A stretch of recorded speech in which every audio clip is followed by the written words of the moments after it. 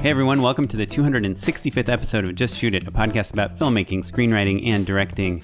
This episode is brought to you by patron Kevin O'Brien, and I'm shouting out Kevin O'Brien because he has been one of our longest $10 patrons, and we love you, Kevin, so thank you. We appreciate it, buddy. I'm Oren Kaplan. And I'm Ed Enlow. Today we've got Tim Johnson and Mike Mildon, the co-creator and director of the new Paramount Plus series, For Heaven's Sake.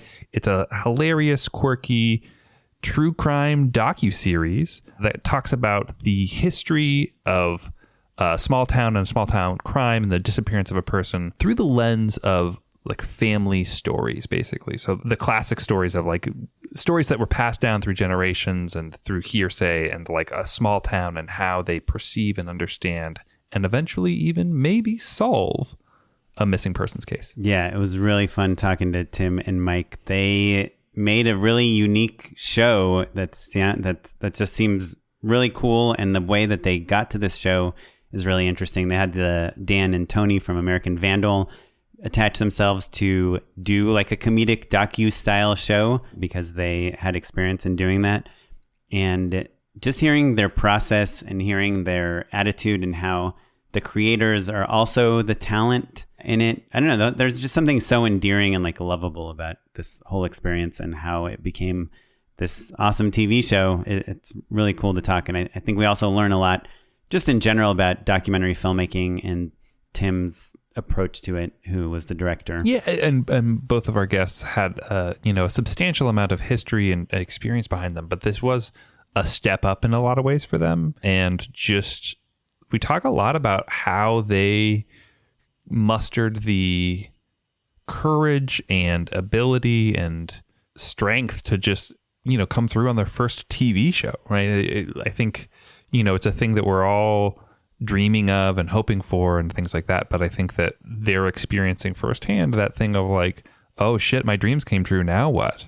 I gotta actually pull this thing off.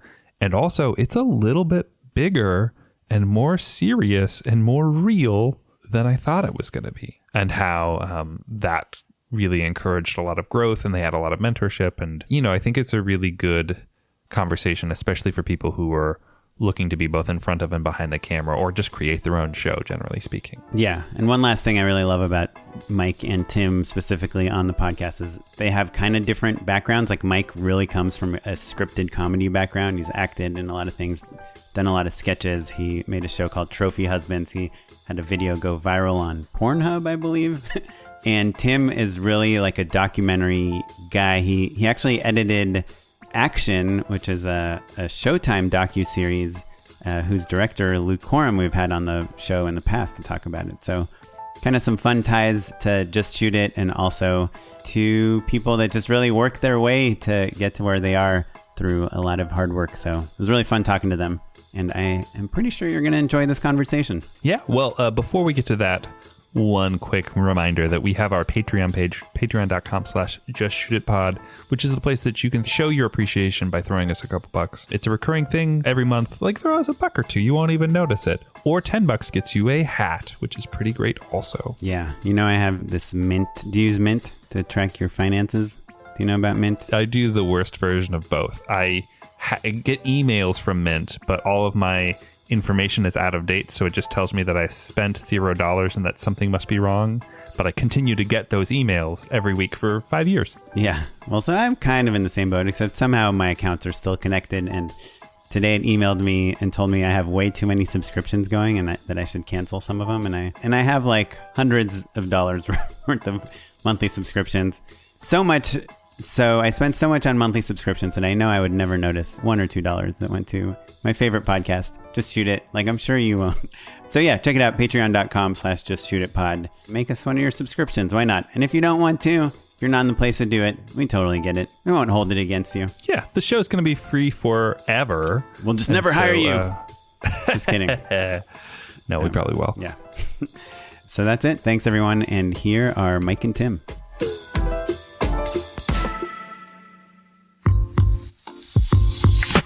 Hey folks, we're interrupting this incredible episode of the podcast to tell you about a new sponsor that we're working with, Front Row Insurance Brokers. One of the challenges of being a filmmaker is that there's a lot of risks that we take, and we really just want to focus on making good stuff. So what if there was a company that could take those risks, manage them for us while we are being artists? That's right. Front Row Insurance Brokers arranges film production insurance to cover the risks associated with your production. They cover features, TV shows, documentaries, commercials, music videos, webisodes, basically anything you can watch on big, medium, or phone-sized screens. Yeah, Front Row will help you focus on your artistic vision by transferring all the risks to them and minimizing your production hazards. And they cover any budget from $2,000 all the way up to $200 million. There's nothing that's too small or too big. If you are shooting in Canada, use coupon code JustShootIt50 for $50 off your film production insurance. That's promo code JustShootIt50 to save $50. And if you're shooting in the US, that same code can be redeemed offline by mentioning it to a broker, by email, or over the phone. It's like a cool password if you're in the US. That's JustShootIt50. Check them out. Let us know how it goes. What's going on? So, Mike, you said you've listened to our podcast before? I have. Listen, guys, so we made a documentary series. And I remember when we got greenlit, I was like, oh, perfect. I know very little about making a documentary series. So I went to your podcast and actually listened to a bunch of documentary filmmakers talk about the process.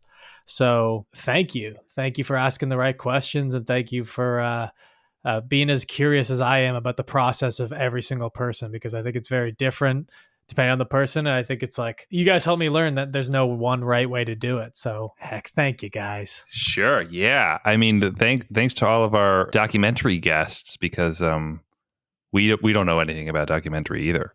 You know, like, yeah.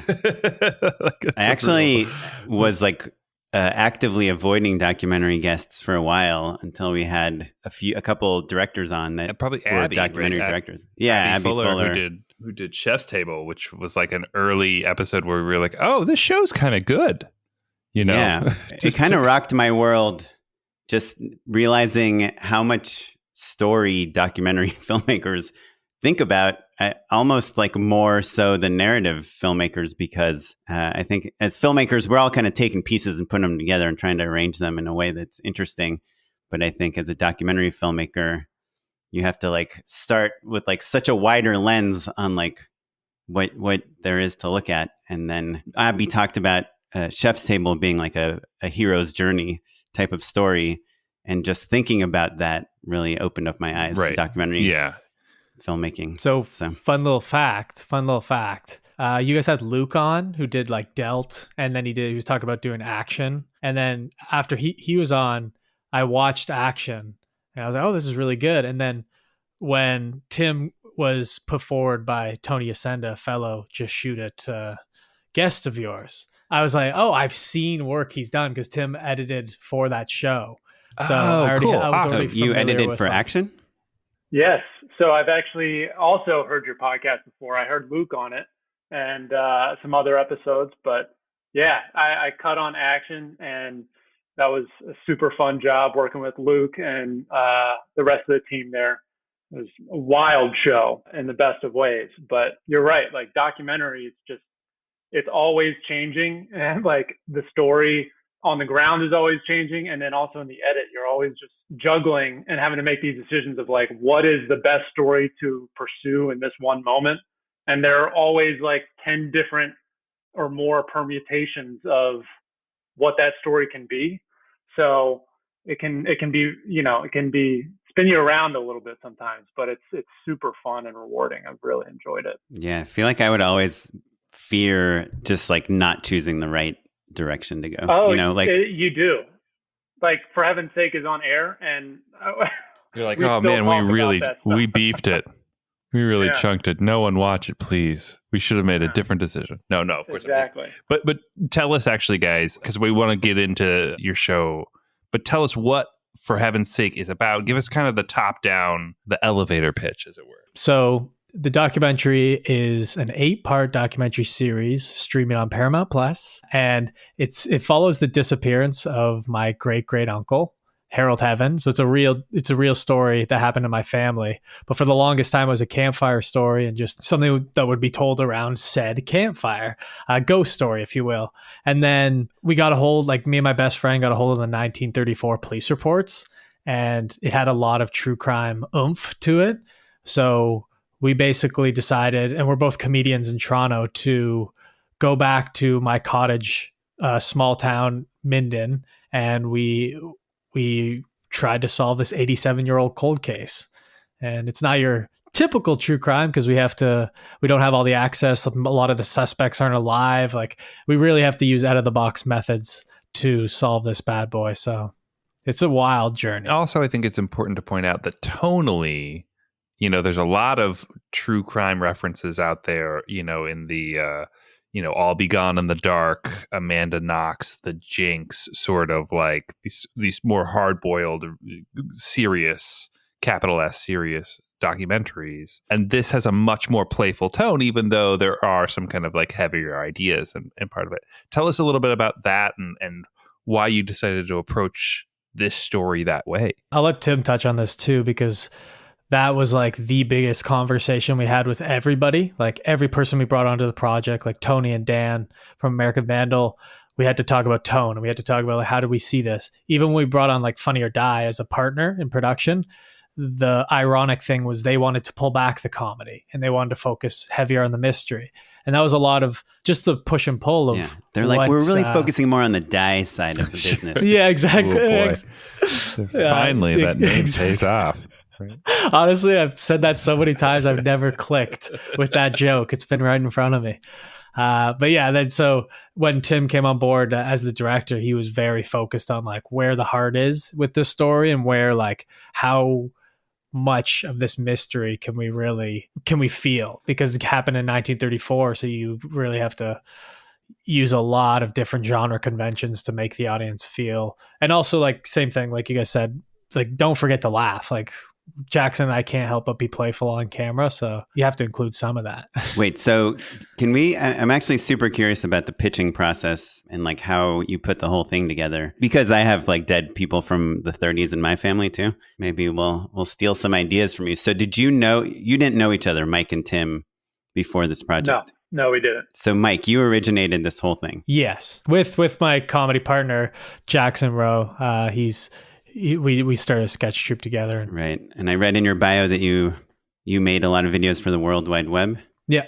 They're available online. So you're starting with like, okay, I'm a funny guy and I've got this, I've got a comedic sensibility, I should say, right? And then also this campfire story that you realize could be interesting, right? What do you do next? How do you put it together? So I will try and tell the shortest version of the story. It's a little bit of a serendipitous moment. So at the time, Jackson and I were pitching in Canada, like scripted shows. We're ready to take the next step. And then around the same time, Muse Productions, which is like the main production company that produced our show, Courtney Dobbins, executive producer on our show, she saw our sketches and she was like, these guys are very funny. We should have a brainstorm meeting. So she reached out to us and was like, have you guys ever done anything unscripted? Either way, we should have a brainstorm meeting. And the only thing I had at that point was like the only unscripted idea I had was my great-great-uncle's police reports. So we went into that meeting and it wasn't like a pitch us something. It was just like, let's talk. This is what Canadian broadcasters are looking for. And one thing she said was they're actually looking for true crime with a comedic spin. And I was like, well, this is perfect because we're going to find my great-great-uncle. And like I brought out the police reports. Then we all hugged. We popped champagne. That's cool. We gave each other COVID. Yeah, exactly. Been there. Exactly.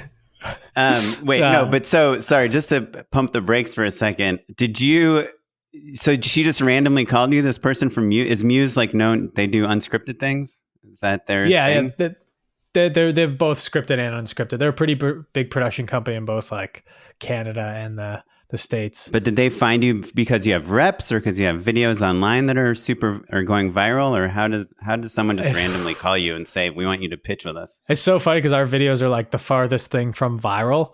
And yeah, I was going to ask, can you say like at the time, the average number of views you'd have on a video, right? Because I think viral means a lot of different things for a lot of different people, right? Like you could be disappointed by 2 million views, or you could be so stoked on 50, right? Just depending on where you are in the landscape, right? Yep. No, it's a great point. It's like, to put it in perspective, if we were lucky, we would get 3,000 to 5,000 views. Our most viewed video, and this isn't even a joke, was the video in the first episode. It's like where the two of us are peeing on each other. Long story, but we put it on I'm sure Pornhub. jellyfish are involved somehow. But we put it on Pornhub, and it got over 40,000 views on Pornhub. We put it on as a joke, and that was our most viewed. Anyways, so that's very. As a tiny tangent, do you guys know Ryan Creamer?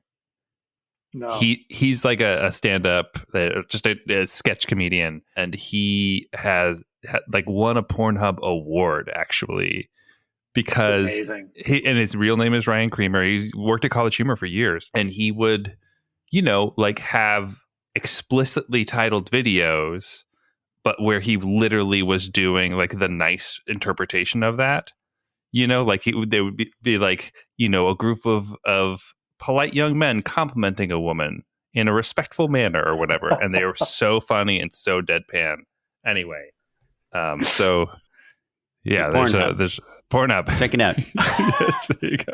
Anyway, Mike, you were saying I can't remember. So you had this brainstorm meeting, right? So you kind of somehow wait, but you never answered my question of why you're just randomly getting called from production companies in Canada. So that's where I was headed, was with the farthest thing from Vile was one of the guys that I did do some like freelance work with, like as a freelance director. He was a freelance DP, and I showed him one of our sketches. He became a big fan, and then he ended up showing Courtney on a plane because they were shooting a sizzle together, and that's how it all kind of came together. Oh, that's awesome. That it's a thing. Like, I tell people this all the time, and I know it's like the most obvious thing, but whenever like a new director is like asking me what I should do, I'm like, just put your videos on Facebook and like send them to your friends, because like that's how you get these meetings. People will randomly be like, oh, I'm looking for this exact thing, even if it seems and pointless. Also it's a hard thing to explain, but like, executives love discovering people. They love to be the genius who has the great taste that found this diamond in the rough.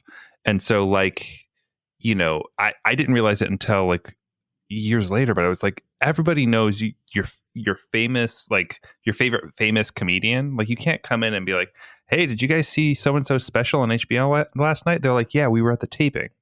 Like there's this weird like cool kid competition.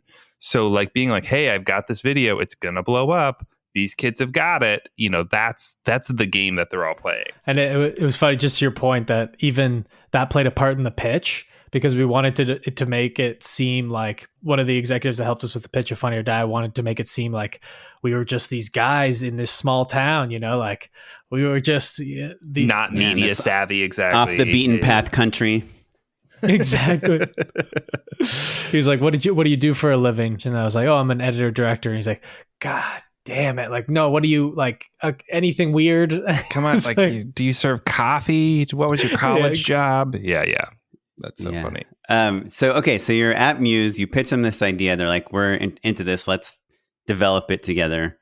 And do they connect you with Funny or Die? So once again, to your point, Oren, was where you just put it online. One of the first relationships we made was with Funny or Die. They would feature our videos.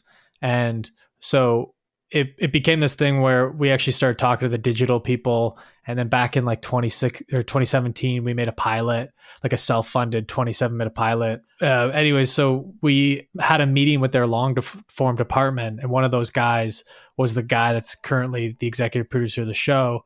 But he didn't like that show idea. But he gave us advice on like, and he said, if you ever have anything else, like feel free to come to us. So as soon as we had this, the Muse people was like, hey, someone that really did it well was American Vandal, and Funny or Die did American Vandal, so maybe we should partner with them. So I actually made the introduction. I'm proud of that. I made the introduction between Muse and Funny or Die, and said, hey, you two should meet. This is our show idea. And then they got on board after a bunch of more conversations. But those conversations, what was on paper already? How fully formed is the idea, right? Because we were at, the brainstorming stage once upon a time. You've got these police records.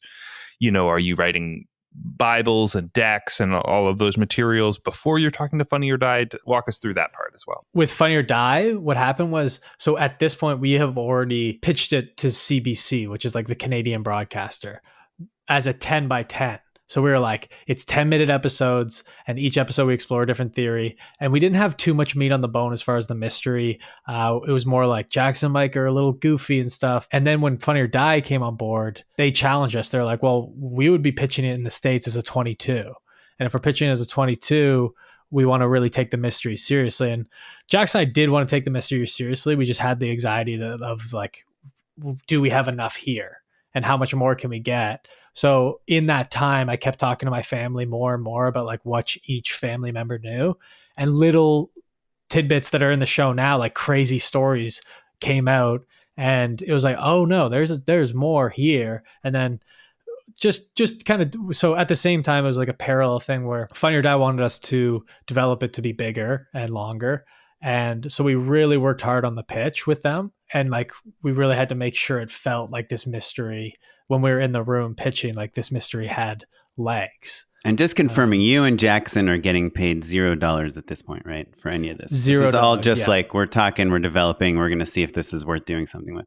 And to that point, how long have you been working on this at that point? Like from the brainstorm conversation to like when you finally took it into pitch, or it was ready, it was on its feet? So it actually all happened pretty fast, which is fortunate, but also slow. Like it's basically, we started, like the original brainstorm meeting was in September, and then we filmed the sizzle. So we had this sizzle. We filmed it in November. And once we had the sizzle edited, I edited the sizzle. It started to get everyone's attention. Like people really liked the tone of the sizzle and like liked where the humor was. They liked the trailer. Like it felt. And you paid for it and everything and just made the sizzle by yourself? So Muse basically paid for like a DP and like people for us to go to Mildon for a weekend. And so we filmed with some of my family members and like got the sound bites we needed. We ran around town and got some people to be like, this town's sketchy, like, and like just use that kind of stuff. But I will tell you, one of the, I think, you know, Lorraine Scafaria, who did Hustlers, that J-Lo movie, like she has this like incredible sizzle that they made to get the movie made and that to get her attached as a director. 'Cause she wrote the script, but she wasn't attached as a director till kind of later on. And that sizzle is on Twitter, and it's like one of my favorite things to like send people to that are doing this thing. So if you want to, you know, once your show comes out and everything, it would be awesome to see. Is that sizzle sizzle really similar to the movie? Or it's like a rip-o-matic. So it's all edited out of other movies. But yes, if you watch it, if you've seen Hustlers and you watch this sizzle, you'll be like, yeah, it's like a slam dunk setting up like what type of movie she wants to make and how the movie ended up. It's like a real clear line. Yeah, it's pretty wonderful. Actually, on that topic, Looper, Ryan Johnson on his Vimeo channel actually does have a Looper rip-o-matic as well.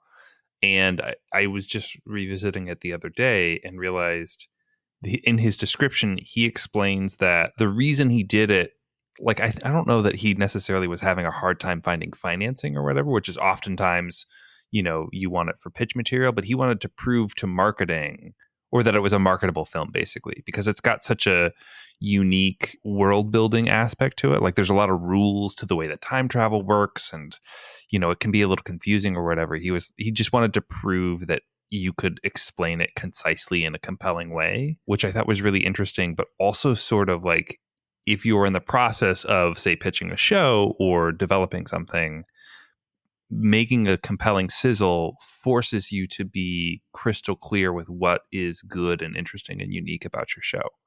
You know, like you can't mess around with that. Like you've only got a minute and a half or whatever, you know? Oh, when I think of a feature, like when people ask me for feedback on a script or are sending me a script to figure out if we should make, my first question is always like, what does this trailer look like? You know? And like, if there aren't any great trailer scenes till like page 50, there's like an issue with the script. But you know, so many times, Matt and I even like debate this all the time. Like if you have a great script, but you don't have like maybe a super deep track record of being a feature filmmaker, like should you create a proof of concept, a sizzle, other things, attachment, you know, like can the script on its own do much? And it's great to hear every time we hear on the show, like people like you that actually go out and show people like this is what it's going to feel like and look like. So good job for Oh, thank you. That's 1 point for Oren, 0 points for Matt. Okay, so when does Tim come into play? Yeah, and then also, Tim, how do you feel about, you see the sizzle, right? And then you're like, okay, like, is this, you've already, even before a pilot is shot, right? All of a sudden, there's like a reference point that everyone's signed on to, right? Like, I'm assuming the sizzle's a big part of what sold the show. People are like, oh, we love it. And then there you go, you've got a template. How do you feel about that as like as a filmmaker, you know? Yeah. To answer the other question first, I came on once the show was sold, which I think might be a little bit ahead of where we are in Mike's timeline. But I came on once the show was sold, and I don't know, maybe we should get there first. Sure. Yeah, it's worth it. Yeah. So I'll speed it up a little more, but basically what happened from where, so Funny or Die helps us, like we work on the pitch for months and we're kind of like fleshing it out. And the pitch script is kind of like our holy grail because we know this on paper doesn't make sense tonally. You have to see Jackson and I like talk about the mystery and talk about my family members that are in the documentary. Can I ask you what the opening sentence is of the pitch? I think it was like, in 1934, like exactly how I pitched you guys.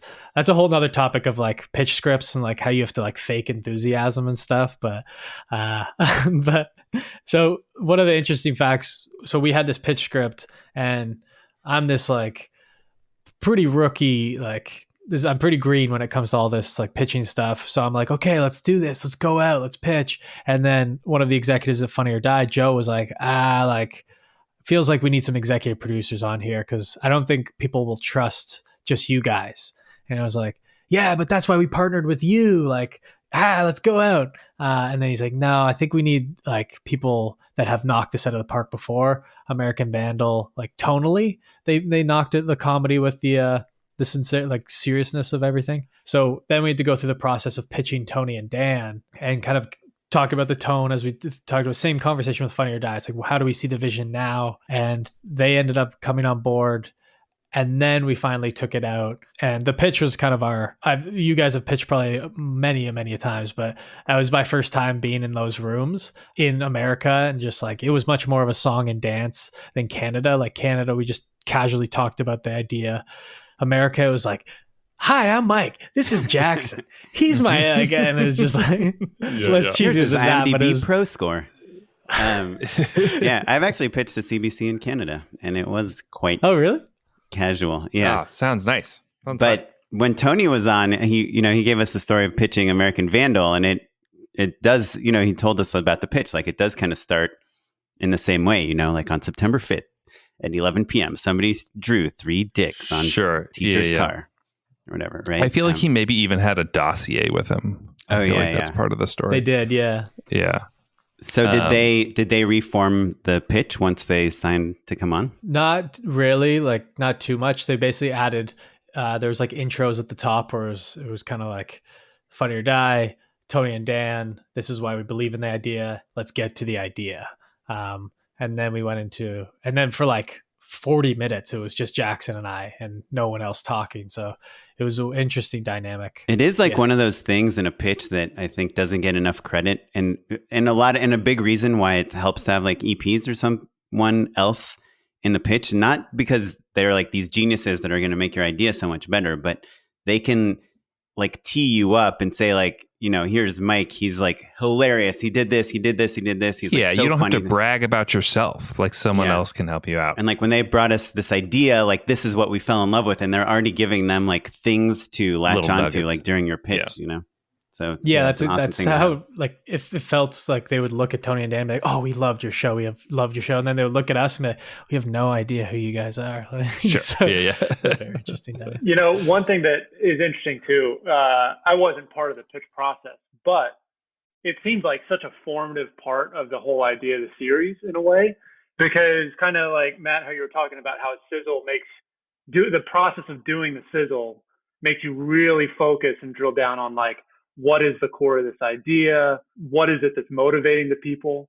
And once I came on, and even all the way through the edits, like once we had shot the whole show, the pitch was still like a reference point for people, especially like some of the executive producers, like Tony and Dan. It's like they would always clock what people's initial reaction, that initial audience was in the pitch room, and what they latched onto, and what was like the kernel of that moment that they responded to, that they had promised so far back ago, but remembered like, oh, that's what we're trying to deliver on, is this feeling and this tone. And like using that, I thought was so fascinating, because I thought that a lot of that stuff would go out the window, but it served as like a really early kind of like pulse check on what worked about the show, I think. Do you remember what it was in the pitch that was like the guiding forces that really got people excited about the show? Basically, in the sizzle, one of the things we were playing with was memory. And like it happened so long ago. So there was one part where my aunt and my uncle were like, it was a double interview. And basically they were like, it's very dramatic. And then it just like the music cuts out and it's just like, he was your uncle. And then she was like, really? He was? and then it goes right back into the dramatic music. So it was a nice moment to show the family warmth.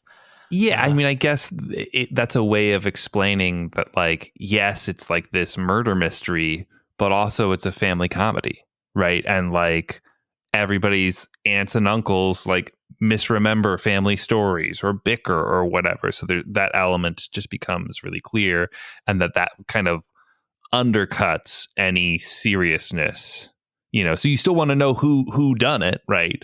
But that's not the reason that you're buying into the show, basically. That was like kind of like the tonal kind of key to it as well, right? It's like a literally like 3-second piece of that sizzle where you're in true crime world, the bottom falls out and you're in family comedy, and then you're right back in true crime.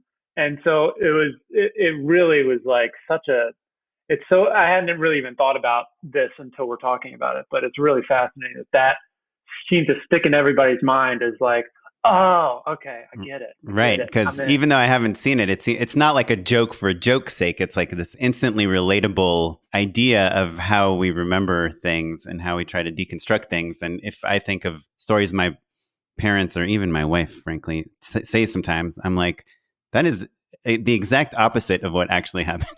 And that's a plot complication, right? That just makes the mystery that much harder to solve, right? So it's a joke and plot at the same time. That's great. I love that. So talking about tone, actually, and Mike, it seems like you were alluding to the fact that like sometimes you want to go for the funny when the mystery is the thing that's really compelling the viewer to stick with things. How did you guys decide when to crack a joke versus like when do you want to undercut the mystery versus kind of keep pulling at that thread? It was the big, like kind of as I mentioned, it was just the biggest conversation, and like in every episode, every like edit, there would be a joke that like probably shouldn't be there or probably could go.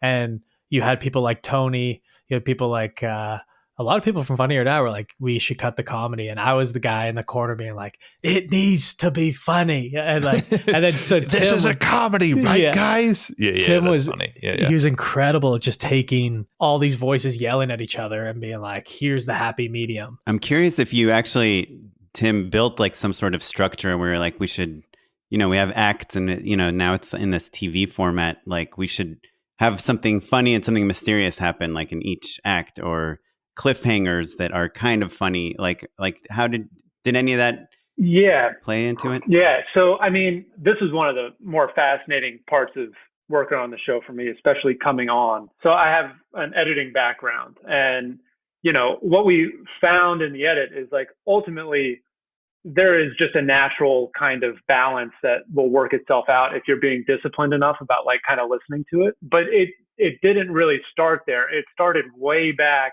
before we actually started the show.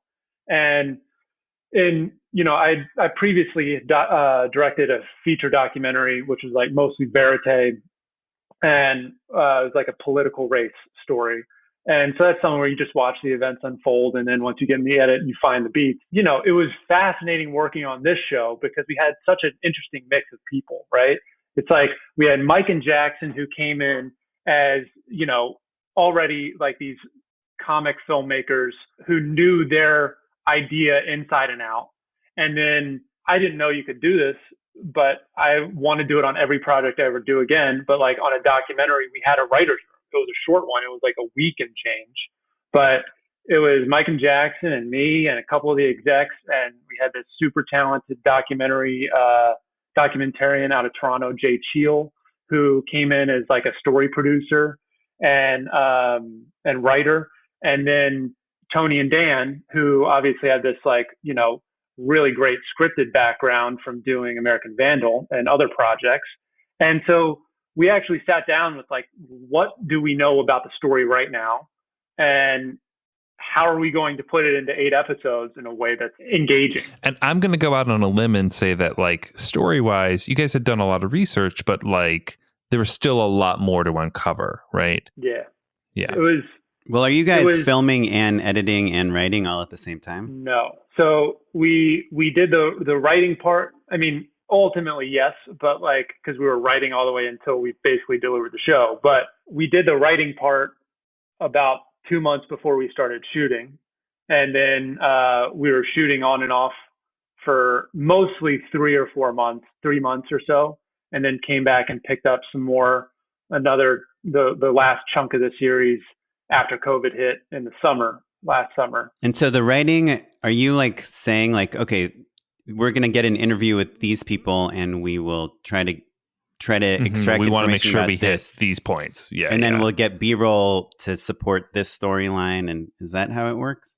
It was yes, that, but it was also more like a little bit more macro than that too, where we said, okay, we know that there are these key stories, one story from Mike's aunt that makes you want to know more about who this mystery person is. And then there's another story like that from Mike's uncle. I don't know if we're in a spoiler world or not, but basically it was like, okay, we know that you got to hook the audience soon, right? And so, but we also can't hang on to certain information too long so that the audience doesn't get frustrated that we're just manipulating them, right? And so we knew coming out of that writer's room what our cliffhanger endings to episode 1 and episode 2 were. And working backwards from that, we're able to kind of fill in some of the big kind of plot points that we knew we wanted to hit. But the trick was, with at least like the way that I wanted to shoot it, was like my verite background. I was like, to give Mike and Jackson like the best chance at, what they're comfortable with, which is improv. And for us to get these moments that feel like real, we can't be too prescriptive about how we're doing any of these in particular. So like, how do we kind of establish like this loose framework of what we want to get, and then kind of plug in different shooting scenarios of how we do it? Like, that's how we ended up with kind of that whole HQ vibe, where we pretty much just turned this little cabin into like a set.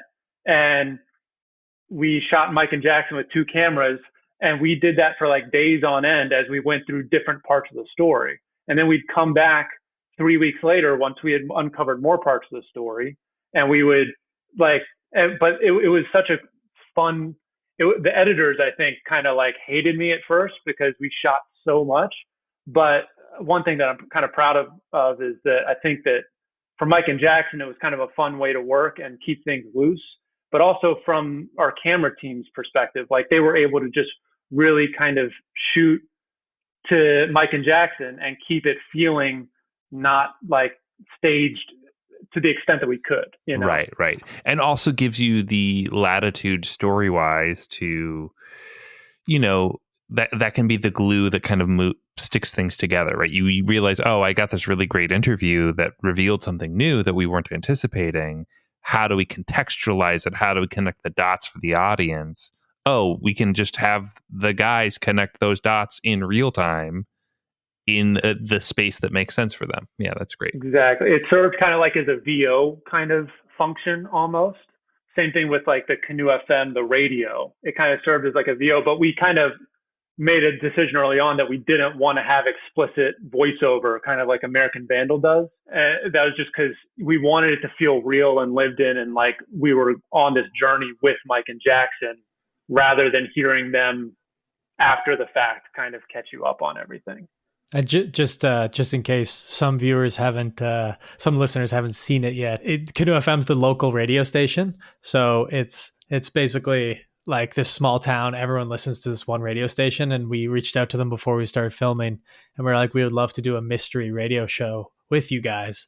And they let us come on and like film 6 episodes, and they aired all of them each week. So the town was up to date on the mystery, but obviously the world had to wait till the documentary came out. That's so fun. That's so fun. Did you find a lot of engagement from the town? Were people into it? Yeah, it was. That was one of the better parts of it. Was there's 2 ways that the town could have reacted. It was warm or cold, and in the wintertime, it's only the locals. Like it's a cottager kind of small town. So we really got like the lifers that have been there for a long time. So we hosted like at this local bar, we hosted mystery nights where we raffle off prizes to try and get people talking about it. We started Facebook groups. Like we really tried to we put up a billboard. We did as much as we could, and everyone slowly started to come out and talk about it. Like most people knew it like just a little bit, but when we started asking specifics, and we were like, oh, did anyone have relatives that worked on the search party, or was anybody a road worker? Then you start to have people come out and be like, my great grandfather was this, or my grandfather. That is so fun and so funny. And it's like, what a elegant solution to the problem that I think a lot of the journalistic parts of true crime, right? It's like a lot of it's like, okay, we just got to like spend a couple years talking to sheriffs and like Googling stuff, right? But that's not funny. That's not fun.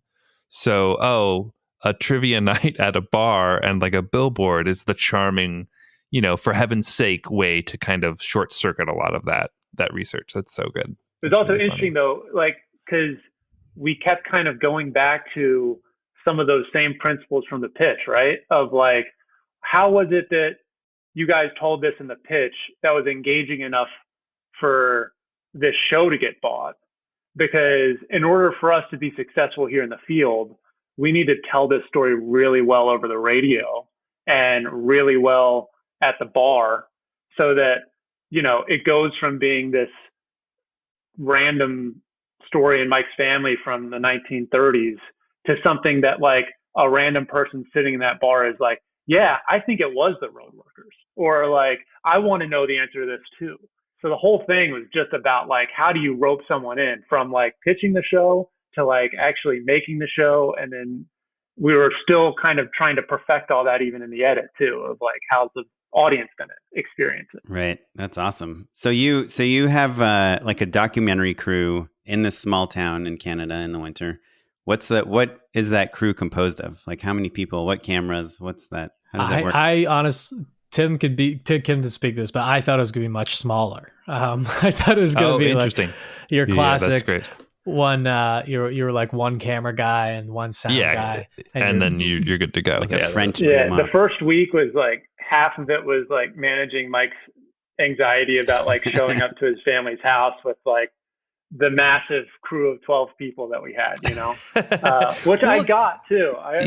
12 people is a small number for a crew, but that's a lot of people in your mom's house, to be over for dinner. Yeah, totally. That's such a funny personal challenge too, because like Mike, were you kind of like downplaying things or inadvertently sort of like trying to prepare them for something that was much smaller than you were anticipating? Yeah, that's to a T. I was basically trying to just be like, yeah, it's not that big of a deal. We're just going to talk about Harold for 2 hours ish, like show up with a camera. And we had filmed the sizzle, right? And that was on like a GH5 with some lights set up. And they even thought that was big. But then you bring in like 2 RE minis, like huge sheets. You're moving everything around to make it like look polished with that premium look. So I was just like, the first interview was my like Papa, which is my grandfather, who's 87.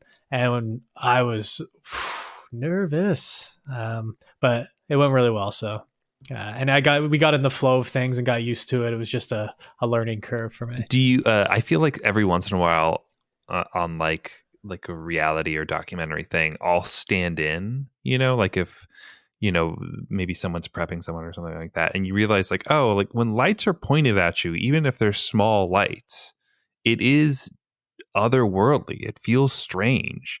And so I think it actually is kind of valuable to like literally stand where your subject is going to be, just so you kind of get a little bit more empathy towards like what they're going through, because it's weird, even if you're like, oh yeah, it's just a couple teeny tiny lights, it's no big deal, like I'm being restrained, right? Yeah.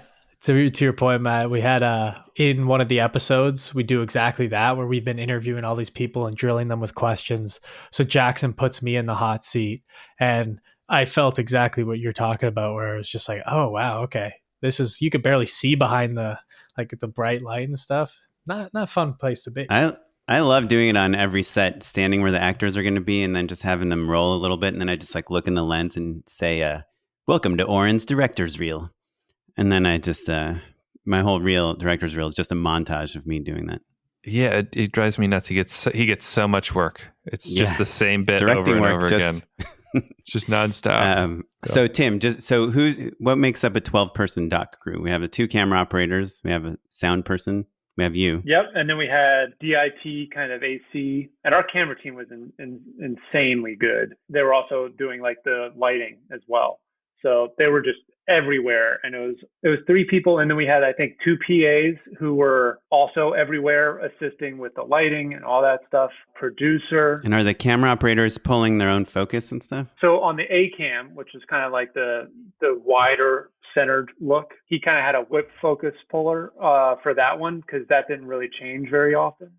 And then our second unit DP and first AC, Vanessa Chow, she was using a remote on the second camera, which Jared was operating. So he was kind of sitting between the 2 cameras, like a DJ, operating both essentially. The AC was pulling focus on the tight angle, and the DP was pulling it on the focus wide. For both the cameras. Wide didn't really change. Gotcha. Okay. He was just kind of checking it every now and then. I see. Great. Yeah. Sure. Yeah. But, great. Okay. And do you have, obviously you've edited a ton of doc stuff and shot a ton of doc stuff. Do you have like a standard way that you like to shoot interviews? Like what's the best way to shoot an interview? Or does it really depend on the project? I think it really depends on the project. I mean, one huge advantage that we had on this project was, this is like the first TV show that I've directed. The only thing that I directed previously was of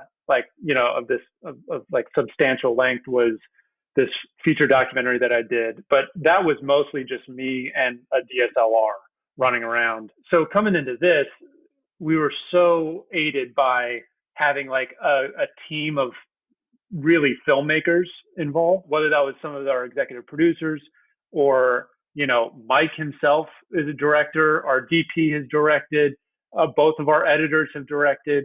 So like everybody is like a really talented storyteller that was able to bring like some sort of expertise and like background to the decisions that we had to make for this particular project. And so that must be nerve-wracking when you set up this shot and Mike's like, "You really like that shot?" Yeah. Oh, I did that all the time. You want the camera there? Yeah. Cool.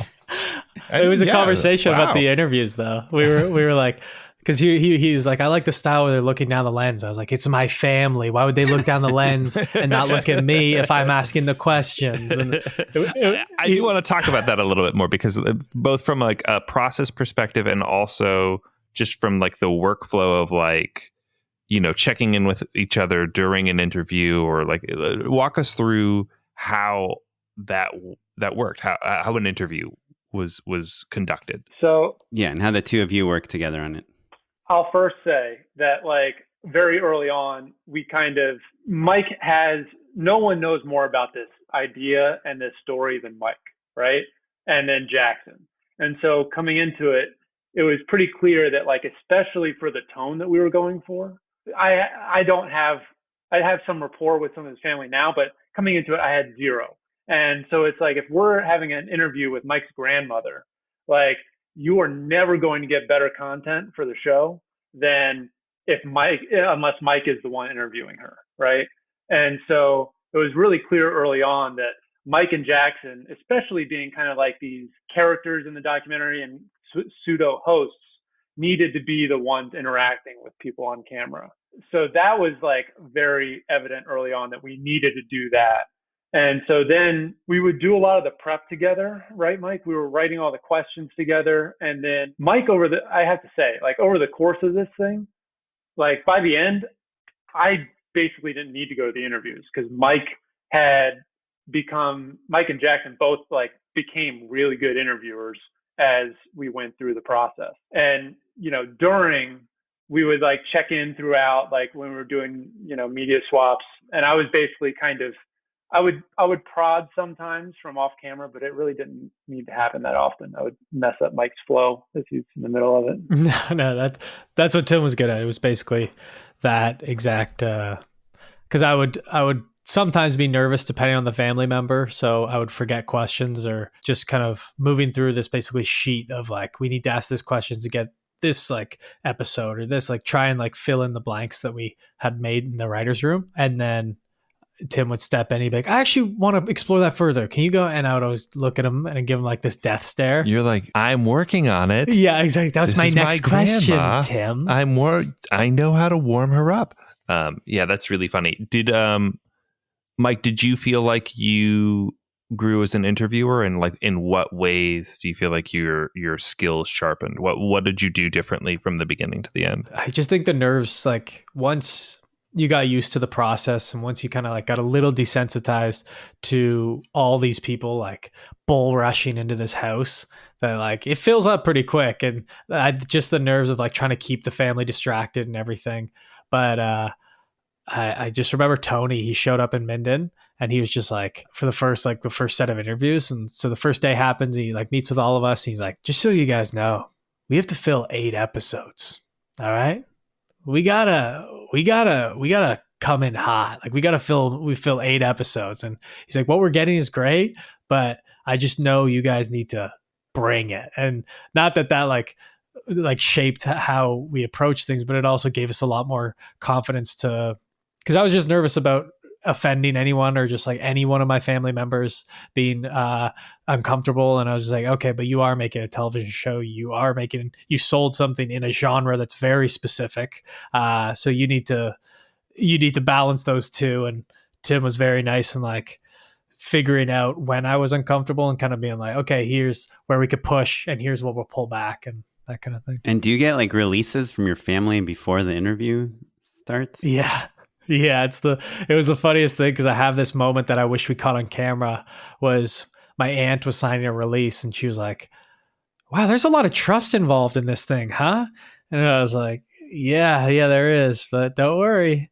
And then one of my aunts was like, what if I don't like something you put in? And I was like, well, what do you not like that we said? Like, anyways, so the releases was an awkward thing because then it like gets legal weird. So most family members were fine with it, but. Do you find, and Tim, I'd love to hear your opinion on this too from other projects, like that there's an order to the questions that yields the best results, like start with like the easy ones or start with the crazy ones or give the pause? Like, yeah, I think it always changes. It really depends on the project. I think that in general, a lot of times we would go through the factual stuff kind of first and then, would kind of, because the way memory works, it's like you have to, when you're just talking about something, you have to reacquaint yourself with whatever the topic matter is before you really reconnect to the emotions or whatever. You just kind of need to be in that frame of mind. And so, but you never know, right? It could be as soon as something is mentioned, it comes back for somebody. So it really is. It depends on the moment, and that's kind of one of the things I like a lot about documentary, especially when you're interviewing people, is you got to kind of like go in with a plan so that you have a really good idea of what you are hoping to get out of it. But almost inevitably, like once you check those things off, like your favorite thing coming out of it is going to be a surprise. And if you're present for whatever happens there, then you're going to be open to whatever that thing is. And that's so many times, and for heaven's sake, that's like what we ended up using in the interview.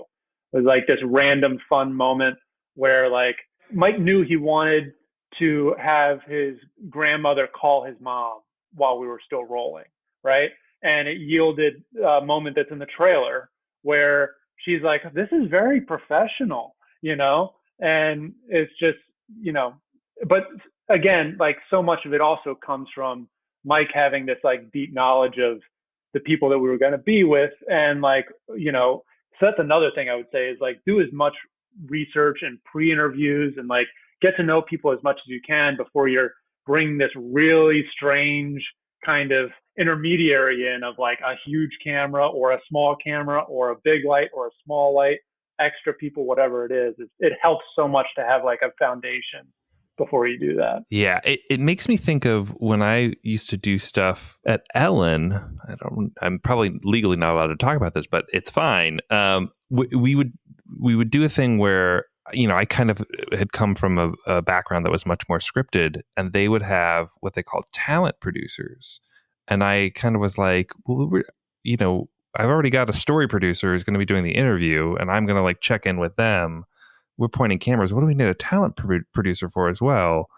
And it's literally just to have a person who dedicates all of their time to making sure that whatever subject we're talking to is as comfortable as possible and as hyped up and as happy and as effusive as you would expect a person who's about to just, win a lifetime supply of Walmart shoes or whatever we were giving them. You know what I mean? It was like they were just like getting them amped up, and that's a full-time job. I could only imagine how strange that would be if it was also my family, right?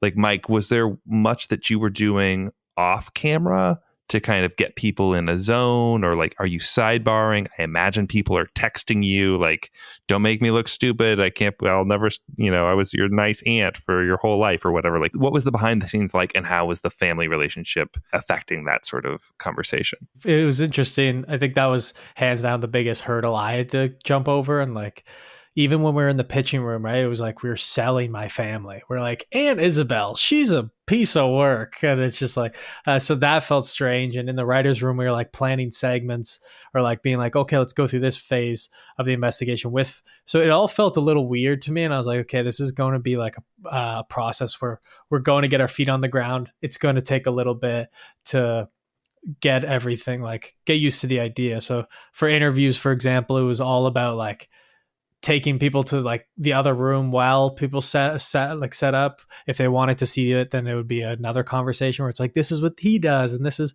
so just really making people like feel excited about what they're going to do. Cause when you start rolling and then everyone goes quiet, there's that moment because everything's bustling and everything. But besides the interviews, which was just a process of kind of getting people's nerves out of the way. And like, as soon as you lock eyes with them and they're just talking to you, you get the best out of them, but they definitely look around and are kind of like dodgy at the beginning. And then for the actual relationship, like the relationship was a lot of that where it's just trust. And even at points I didn't trust myself. And I was like a lot came down to Tim just reassuring me, being like, hey, we're not doing anything bad here. Okay. It's like 8 hours, Mike. Yeah, exactly. It was just like one of those echoey things in our brains. Yeah. 8 episodes. 8 hours, Yeah, 8 yeah, episodes, yeah. 8 episodes. Wait, I have one last question about craft for Tim, which is we know the Bcam is this wide shot of the interview. What's the Bcam? Is that like something that you are like constantly That's moving? The like, other camera, Oren. Right, but is it like a profile? Is it like on a slider? Are you getting hands? Like, I imagine because of your editing background, you know what's going to cut and what's not going to cut. I have a tendency to like, oh, let's get the hands, let's get this, let's get that, and then in the edit, you're like, it's just weird to cut to hands. Exactly. Time, yeah. You know? I found the same thing. It was kind of like a 3/4 kind of look, and we did do a wider lens.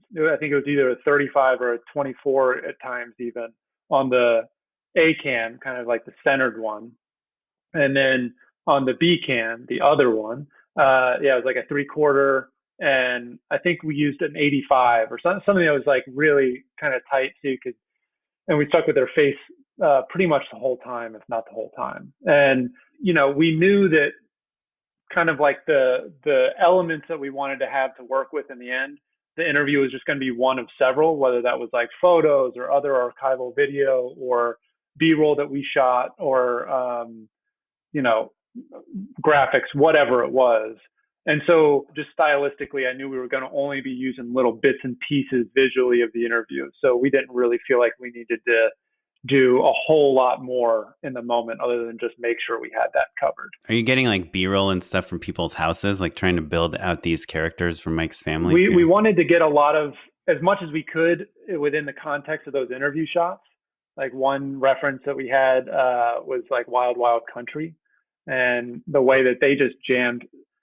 They had these really beautiful, like, asymmetric wide interview frames, but they jammed so much kind of like character context within to those frames of shooting people in their environments. And we really loved that, and kind of bring this kind of Canadian small town vibe in. We wanted to do that as much as possible. And then so that kind of is what informed our interview look. And then if it was an important location, we would grab some of that B-roll. For instance, Mike's Uncle Paul lives in Harold's house, the man who disappeared. So we spent like 2 days, we were there like 3 or 4 times because we kept realizing we needed extra shots of stuff in Harold's cabin. I have one last question, which is more about the business side of this whole thing. Now that your publicist is not with us anymore, I can get all the juicy details. So you made this show for Paramount Plus, which is a new streaming network, right? I guess I'm just curious how the whole business part of it all works. Is it a union show? How many weeks do you shoot? Is it like, how does the pay structure work? I guess it just how is it like a how regular much money scripted did you show? make? Yeah, not exactly like that, but like I'm curious, there's a lot of producers, a lot of DP, there's director and filmmakers and the subject and network and CBC and Paramount and Muse and Funny or Die. Like how does like the whole thing work? And like, I guess I'm curious about, I know Mike, you come a little bit more from a web world and scripted world, and Tim, you come more from a doc world. How does this compare to those other projects that you've had in the past? For me, this was our first like big, I guess Tim too, but he's edited on big Netflix shows and stuff. For us, it was just a fully different world of, so we also sold it to CBC in Canada for the Canadian rights. So it's on CBC Gem in Canada, but. And is it SAG? Like, are you in SAG? No, so it's a non-union show because we're playing ourselves, and it's a documentary. So all the crew is non-union, and we were filming in Canada, so the only real people that were from LA or from the States was Tim, our composer, because we actually had to hit a certain amount of Canadian crew members. Right? Yeah, exactly. So when we asked to like, what can we do? American DP, they were like, no, because that's actually 2 points. Let's go ahead and clarify that a little bit, actually, because we talk about Canada and the way that those rules work. But like, honestly, it's always hearsay for me. Like, I don't even know exactly how it works. So just walk us through it real quick for us, Mike. Yeah, I'll do my best. I'm also sure. like but basically what happens is if you film in Canada, there's a certain amount of tax credits that you can apply for with your production. But in order to get those, you have to have a certain amount of points, which is like called CanCon points, I believe, or something. Right, for Canadian content, right? Yeah, so each above the line creative counts for a certain amount of points. So Jackson and I, writers, were 2 points. The stars, 2 points. And you start to like gain these amount of points. But when you get Tim on board, we lose 2 points because he's American. And it's just like, so you have to really be like, is Tim worth it? Is this weird nobody worth it? But was he? Yeah. Oh yeah, he saved my life. No, I'm just kidding. You'd give it 3 points for this guy. Yeah, exactly. But yeah, so so for that aspect, it was very Canadian, the production side of things, like all Toronto crew. Did you guys edit it in Canada too? Yeah, it was all, so same thing. Above the line was editors, and Tony has a composer, Darian Schulman. This is just lovely composer, lovely man, and makes great music. So we gave up some of our points for his music, and it was very worth it. But basically that means that you get a certain amount of tax credits, and like also then it sounds like it was a co-production between a number of different entities. So the money is spread out in a very specific way. That's interesting. And exactly. I think that as far as me, I came in and it was like a contract job for me. So, there was like you're a director for hire. Yeah, exactly. Director for hire for this series, 8 episodes. And like, that's kind of Sure. No Yeah. residuals or anything Yeah, like nothing that. like that. But Yeah, we had the part of your same. We had the job same thing. is to deliver the show, right? Like your contract says you have to be involved Exactly. in edit and Right. all that And stuff. so that's a little different from the way that, an editing work I've done in the past, especially in TV. I mean, like it varies depending on what you're working on, but especially in like doc TV, which is kind of where I kind of come from, is usually like a weekly rate. So that was kind of like a different way of working for me, is like, you get paid every week for this, and for this you get paid when you deliver the first episode. So yeah. Right. Yeah, we Right. had this. Or like half we up had the front, same half thing. at the end type of thing, right? Yeah. And the one of the other things I was going to comment on was the framework was very strange. Like I thought filming a documentary would be like, oh, we just got to follow the story. What are we doing today? But it's like, because you have so many, like 12, 13 people on set that all have day rates, it's like you're filling your days. So like production coordinators are making sure it's like, if you're not doing this, it's like, well, definitely write something that you guys can do in this day. And like, so you have like a schedule that you guys are trying to hit each day. Whereas I thought it was like, let's go talk to this person. Sure.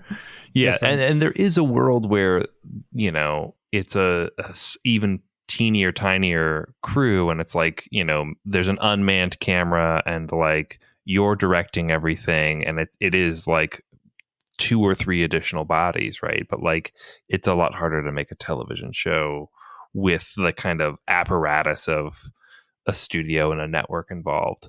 Walk us. That's, I think, maybe the other missing part of all of this is like who were you reporting to? Like how many different bodies were like giving you notes, and what sort of oversight was there? Yeah. Are you sharing dailies and all that stuff? We shot a lot of footage, and I think that there was a process set up near the beginning where some of the network folks were able to see some dailies. But, when we're sending back like 4 or 6 hours of footage a day, they're busy, successful people. Like they're not, and even if they do click on it, it's like verite footage. They're like, I don't know what's going on right here. I don't know what's going on right here. So eventually we didn't have to do that. And the way that it kind of worked is like, we had these kind of the American network and then the Canadian network. And luckily, I mean, everybody was like very supportive. They obviously loved Mike and Jackson and the idea. And so I think that the way we worked was like with our executive team and kind of the creatives involved, we like kind of formed like this brain trust essentially. And we kind of made sure that everything that we shared some stuff between us that was like, would not ever go to beyond that small group of people. But, we all worked really, really hard to make sure that then whatever was shown to our other partners internally, like was of a certain level of caliber so that we could like maintain that trust that the networks had given us and, have like the real kind of bigger conversations that we needed to have along the way. And like one of the biggest notes, as Mike mentioned earlier, which was always a question, was the balance between the comedy and the mystery. And so we could have those discussions, but it was only once our team could kind of like, birth it into a certain level of being watchable. You know what I mean? Yeah. Yeah. It is funny. I remember early on when I started doing work professionally, I would like put together shot lists or, like a little bit of a document here or there or whatever. And someone would ask to see it and I would like share it with 1 or 2 people. And I would be like, hey, this is just like the back of the napkin sort of situation. It's not ready for prime time. And I realized very quickly, as soon as you share it with literally anyone, it's public domain. It's like everyone's out there to see it, right? So like if you have to, you're representing the way that you work and the progress of the project, right? Whether that's something formative like a shot list or something like that, or a assembly cut or a rough cut or whatever, you have to be prepared to know that like that's going to go wide and people are going to understand that it's an early cut, but only so much. It's also really valuable. Some of our producers are like so good at being the check that you sometimes need to say like, hey man, I don't think you want to show this to anybody else. Like I trust you, but I don't think you want to show this further because you're going to get it there, but let's keep this between us. Exactly. And that can sometimes like sting a little bit or put you on your back heel, but ultimately serves you well because you want to retain that trust from the next person who doesn't know your work and doesn't know, all the nitty gritty of where it's come from and where it's actually going, And it's also kind of like one of the hidden, most important things that an EP does, right? Like I am surprised at the idea of like them even like flying all the way to Canada necessarily, right? Like that's going above and beyond, but like the having the experience to like be that check and that balance for you all is the main role in a lot of ways. It's not just like, oh, I'm putting my name on it. It's like, no, I'm going to protect you and guide you. And does that mean that they need to be in the trenches with you every single day shooting? No, certainly not. That actually maybe would make it harder for them to do their other job, right? Which is have a more macro understanding of the project that kind you're of like making. being a coach, Yeah. And like we were the players, Yeah. but they're kind of like coaching us up, motivating us in certain ways, reprimanding us in some ways, Yeah, telling you to stop whining. get back to work. Fill up those 8 Don't It's a episodes. great Plug it. analogy. Yeah. No, Yeah. Just stay on the bench, Enlo. Wait, sorry. What was As if you had a coach, man. yeah. Okay, my second to last question is kind of dumb, but on this same topic of like working with all these different companies, with CBC, with Funny or Die, all these. Are you allowed to take selfies on set and put them on Instagram while you're shooting this show? It really wasn't like this is the Zack Snyder Justice League cut. Like it was a very, one of the things we didn't want to do is spoil anything from the mystery. If we were actually making progress, we didn't want to. But part of it was kind of how we talked about was the outreach. So we actually started like Facebook groups, and not our personal Instagrams, but on Facebook we were posting being like, here's the police reports. Like, if anyone knows any of the names, reach out to us. Sure. But, like posting genuine content though, like or real clues in a way that is different than just like, like check out all the awesome. Yeah, lights. exactly. Yeah. That was the That's really conversation that we had to have though with like all the partners involved. Was like a lot of this idea is predicated upon raising interest in the town. So how much of this can we, give away and not, some people were concerned that we would be spoiling our own show, but other folks were saying, well, if it's in the local newspaper in Mildon, Ontario, how much of a spoiler really is that?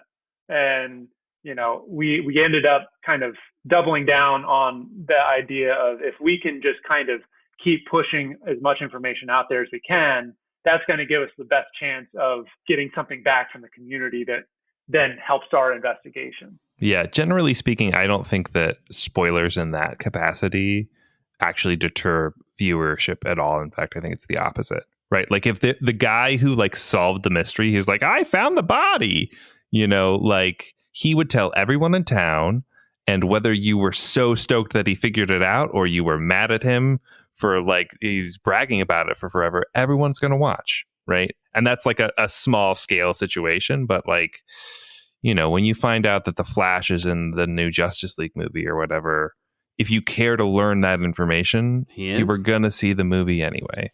Son of a bitch. Well, yeah. My final question, which has nothing to do with spoilers, is did you figure out what happened to your uncle? I mean, that's the famous question that you, and the show's out now, and March, it came out March 4th, for heaven's sake, on Paramount Plus. So you can find out if we find my uncle, my great uncle. But people will be satisfied with the ending no matter what. Wait, how can people watch it? Does it cost money to watch it on Paramount Plus? Paramount Plus has a 7-day free trial. There you go. And if you live in Canada, CBC Gem is free, so check it out either. Can I use a VPN to log in to CBC from Canada? Okay, I mean, Mike's technology's shaking his head crazy. no. Technology's Because crazy. He doesn't know what I'm talking about. Well, awesome. What's next for you guys? It's a great question. I mean, we've had to confirm, because we basically, like, when March 4th happened, 2 weeks prior, we were just locking the last episode, like the tightest timelines. So when it finally came out, it was this big, like, did they all come out at once? Yeah, it was kind of like the true crime binge, so you could all watch. But anyway, so we were all, like, Tim, Jackson, and I especially, were kind of like, oh, it's out. And then the way the world works is like we all have like attention spans of goldfish. So it's just like, all right, let's move on. Like, yeah, I want to see more from you guys. Like, what's next? And you guys are never going to work again, right? That's exactly. where you're at in your headspace. You're like, oh, I had one good idea and that's that. Uh-oh. Yeah. But for me, like Jack said, I just got managers, like hopefully like credible managers. And they are. And so we're excited to kind of develop again. And we're in both the scripted space and unscripted and like playing with that genre bending world. So till then, we'll make dumb YouTube videos and see what happens. Sounds like a plan. This project was really just kind of like coming down to the wire. And, one challenge that we kind of had to overcome was doing this whole thing remotely through COVID. And, our editors were just so good and able to work on their own, which is critical to, what I think I'm proud of the show. I feel like it's a success. And that was so critical, but like, it also took a lot more kind of like a lot of time on my part, kind of just, it's just a lot of time communicating and like, since you can't just like walk into a bay with somebody and just, rap about something, you got to be like, or even point at a clip. You can't even be like, hey, move that there. I think I underestimated how much time it would take to like come up with a clear note that is actionable and can like you can move things forward with. So anyway, long story short, this project has like had all of my time for the last year and a half. And so now I'm kind of in the same process of like trying to figure out what's next, working up some different doc ideas with some people that I've worked with before, some people that I even worked with on this project and, trying to push some of those things forward. So we'll see, but it's all kind of like early stage stuff. Do you have reps as a director? So I have a manager, which, I got a manager basically right when I got this job because I had no idea how to kind of go through that contract I mentioned earlier. I had no idea how to go through that process. And so I just needed somebody to kind of guide me through that. And like, oh, this is an entertainment lawyer. Like you should have this person to look this over. And so I have a manager and I like him a lot. It's just during this project, I didn't have a whole lot of bandwidth to like really understand what that relationship is supposed to be and kind of like build that up. And so that's a process that I'm kind of like going through now. And I got to say, I never really thought too much about having a manager, but it's really nice to have somebody who like you can, kick a seed of an idea to, and they can kind of either expand on it or like point you in the right direction of like, maybe consider this or that without really like judging you on it. It's nice. Well, awesome, guys. Well, where can listeners keep track of what you guys are up to, learn more about what you're doing? Do you tweet? Do you Instagram? What? Just set a Google alert for your names. What's the deal? Yeah, no, you can. So my Mike Mildon on Instagram, Twitter. We also the sketches we mentioned in this episode is Trophy Husbands Comedy on YouTube, so you can watch our dumb little sketches and hopefully laugh a little bit. And then hit refresh a couple times, jack those views up a little bit. Please. Tim, I'm on social media. I ghost a lot. I'm not a big poster, but like I think on Instagram I'm 15 T Johnson, and on Twitter I'm Tim Johnson 15, and my email is Timothy.Johnson15. So yeah, that's some 15 is the year you it's actually really random. So when I was in college, I got a randomly generated email, and it was T Johnson 15 because that's why you shouldn't set up a Google alert for me, because Tim Johnson, you're just going to get a lot of random stuff. So the 15 kind of just stuck. Terrible story. Yeah, that's really funny. That's so funny. That's great. I love that. No, that is good. It's like Pen 15. Yeah, there you go. Awesome, guys. Well, we could keep talking, but the show is For Heaven's Sake, and we'd love to have you guys hang out and endorse with us for a little bit. Unpaid endorsements. Are you down? Love to. Yeah. Unpaid endorsements. So my endorsement is actually something that Oren would love, which is a rare endorsement from me. Do you guys know 4K Downloader? The application 4K Downloader? We've talked a lot about different YouTube downloading apps over the years, but this is the only one that feels consistent for me and reliable. 4K video downloader. 4K video downloader. Yeah. It's amazing. See, he loves it already. But so if you're in the situation where you need to, say, pull really high-res stills, and so you want to download a YouTube video, or you're creating a Rip-O-Matic like we talked about before, or you just need to pull a little bit of music. Yeah, you want to download a Taylor Swift music video and put it on your own YouTube channel. Mm-hmm. Yeah, exactly. One could do that, or more likely, you need it for pitch purposes. But this is the most reliable app that I have found, basically. So it's amazing. Yeah, there's no malware, even though it seems too good to be true. Yeah, it was recommended through Tech Radar, which tends to be pretty good about sniffing that stuff out. So 4K video downloader. That's my endorsement. Mike, you want to go for it, buddy? In the process of making the documentary, we had this charity called Please Bring Me Home. And what they do is they actually help families with cold cases where police have closed the case, and they help solve these cases. So they actually helped a lot, connect us to a lot of different things, like our GPR company and a lot of things we did in the documentary. And they're just a good cause. So they deserve a shout out. And I feel like we haven't shouted them out and endorsed them enough, but good people doing good things. And one little small one was I watched the Sasquatch trailer for a Sasquatch documentary on Hulu. And I haven't seen the thing, but watch the trailer. It looks real good. I don't know. I've endorsed a trailer, but I'm excited. Yeah, no, that works. And what was the name of the organization? The cold case? PleaseBringMeHome.com. PleaseBringMeHome.com. Cool. Tim, what you got, sir? I was going to unpaid endorse something I saw recently on Hulu. Maybe you guys have seen it. It's called In and of Itself. I just watched it the other night, and I was kind of blown away. I'm still thinking about it.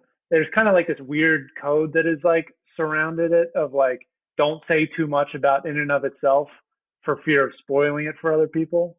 But I'll just say that it combined illusion and emotion and ideas of identity in this really wild storytelling manner that you feel things when you don't expect to feel things, and it was a wild watch, and unlike anything I had seen before. Is it a movie? It's like a filmed live show, but yeah, it was a live show in New York that they filmed and cut together. I will say this, having watched Deer Hunter relatively recently and then watched In and of Itself, there's a weird Russian roulette through line in both of those pieces.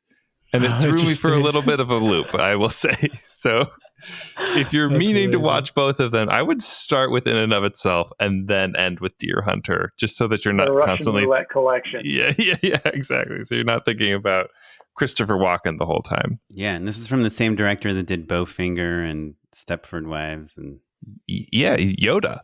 Yeah, and he's Yoda. Yeah. Yoda, he is. Yeah. Dumb. Yeah.